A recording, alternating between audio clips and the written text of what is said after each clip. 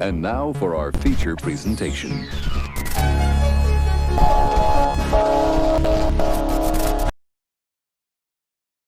Hello. I would like to tell you a story.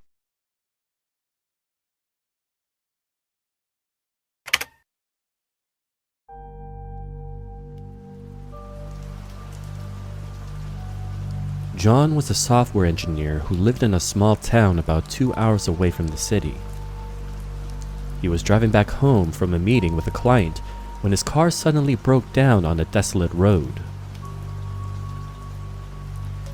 He checked the engine, but he couldn't fix it, and he knew that he needed to find a place to stay for the night. John remembered passing by a cabin about a mile back and decided to walk there to ask for help. He was feeling uneasy, knowing that he was miles away from the nearest town and had no cell service. The woods were dark and silent, and the only sounds he could hear were the rustling of leaves and the occasional hoot of an owl. As he approached the cabin, he felt a chill run down his spine. The cabin looked old and abandoned, and the woods around it were eerily quiet. Despite his reservations, he knocked on the door, hoping that someone would answer. The door was unlocked, so he went inside. The cabin was musty and damp, and the furniture looked like it hadn't been touched in years. John's flashlight barely illuminated the space. As he explored the cabin, he could hear strange whispers in his ear, urging him to leave. But it was like the cabin itself was trapping him, pulling him deeper and deeper into its web. Finally, John found himself in a room at the back of the cabin. It was filled with strange artifacts, all with a sinister energy that made his skin crawl. He couldn't shake off the feeling that he was being watched by unseen eyes. But then, he saw a figure standing in the corner of the room. It was a woman, dressed in ragged clothes with wild hair and a crazed look in her eyes. John tried to run, but the woman grabbed him by the arm, holding him in place. And then, with a voice like death itself, the woman whispered in John's ear, "You're mine now. You'll never leave this place."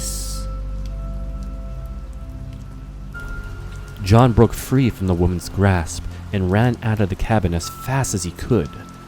The rain had intensified, making it difficult for him to see anything in front of him. He ran and ran, hoping to put as much distance as he could between himself and the cabin. After what felt like hours of running, John found himself back at the cabin. His heart was pounding as he ran, his mind racing with fear and panic. He couldn't believe that he had ended up back at the cabin.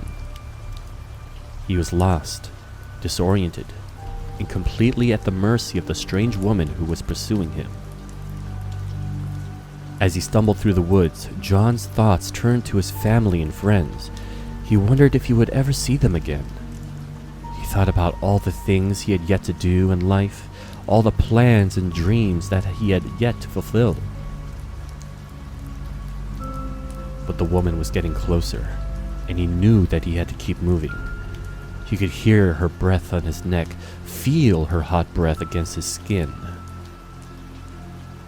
Finally, he saw the glimmer of light in the distance. A car! He had reached the road. John sprinted towards the road, desperate to find help, but before he could get there, the woman appeared out of nowhere and grabbed him. John struggled and fought, but the woman was too strong. She dragged him back into the woods, and he knew that he was done for. The driver of the car that had passed by didn't know what to do. He had seen John and the woman, but by the time he had gotten out of the car, they had disappeared into the woods. The driver searched around the woods for what seemed like hours, but he had found nothing, heard nothing. John had vanished without a trace.